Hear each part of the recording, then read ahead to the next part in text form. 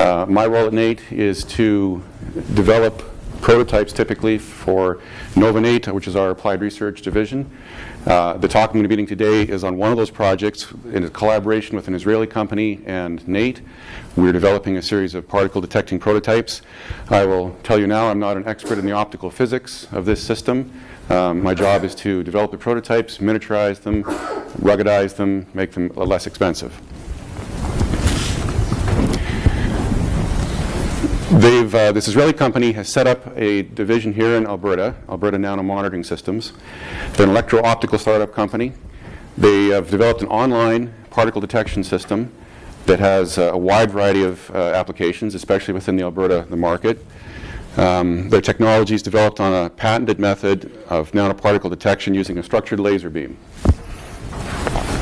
Currently, they're operating within NATE at NATE in Edmonton, with plans to expand, certainly. Why particle monitoring? Well, there's the two primary areas of particles that are of concern. Particles as products in cement industry, the pharmaceutical industry, nanoparticle deposition, and water slurries for chemical mechanical polishing and semiconductors. Particles as pollutants in water, dust and smoke in air, rivers, oceans, and contamination. Their philosophy is if you want to manage it, you have to be able to monitor it.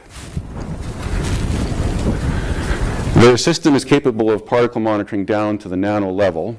They're claiming, we haven't verified this yet with our prototypes, down to the 30 nanometer area. They've got the ability to determine particle concentration with a satisfactory resolution and range, and they can cluster particles. We'll see a little bit of that in another slide coming up soon. Their system works in liquid and gas, wet and dry. It has a small footprint, and it's quite robust for use in harsh conditions. And one of the big emphases is that it's an online system. Here's a basic schematic of how the system works.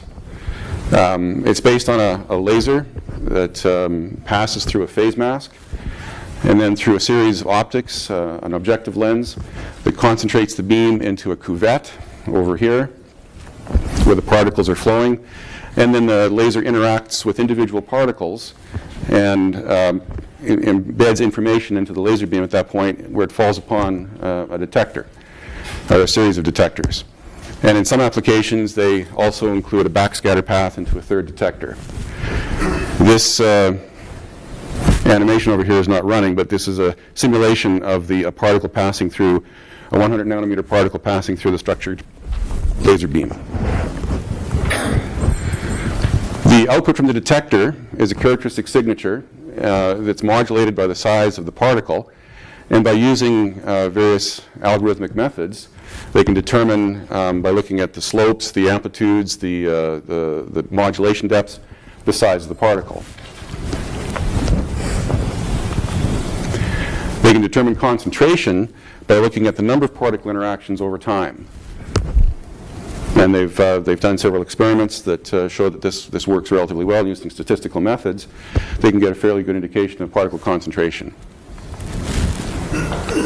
So the individual particle sensing approach and the dark beam allows this fingerprinting sort of approach to differentiate amongst various different types of particles.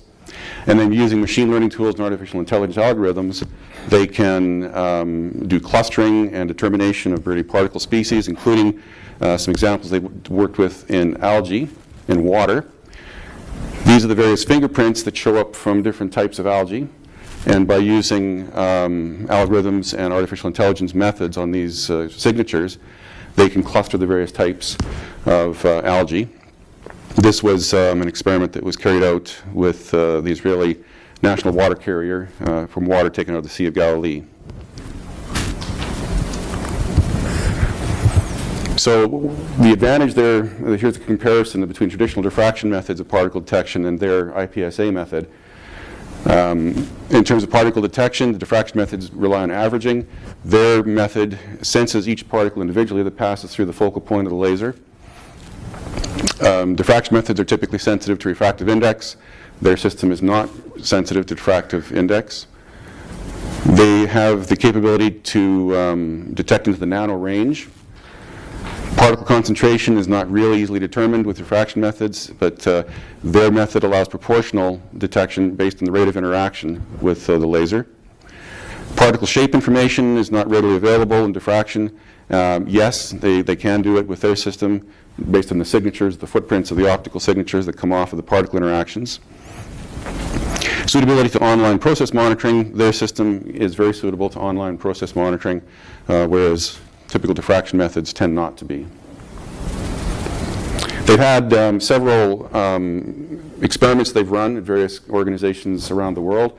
They did an experiment with Intel where they're monitoring the water slurry for chemical mechanical polishing, and they were able to detect particles larger than 0.25 microns, which was typically a blind area for their current instrumentation.